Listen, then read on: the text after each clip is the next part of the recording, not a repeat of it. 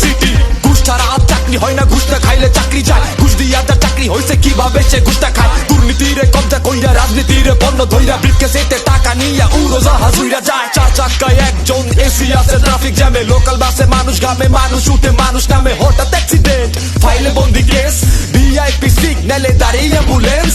ছেলে আমার বড় হবে, সরকারি চাকরি করবে, কজন বা স্বপ্ন দেখে রাজনীতিবিদ হবে। এভাবে কি চলতে পারে, চলতে দেয়া যেতে পারে, প্রশ্ন আমি রেখে যাই, দুর্নীতিকে রুখি তাই। কথা আছে আমার কিছু কথা আছে, কথা আছে আমার কিছু কথা আছে, আমি সেটা বলবোই, আমি সেটা বলবোই। স্বপ্ন আছে আমার কিছু স্বপ্ন আছে, স্বপ্ন আছে আমার কিছু স্বপ্ন আছে, আমি সেটা ধরবই, আমি সেটা ধরবই।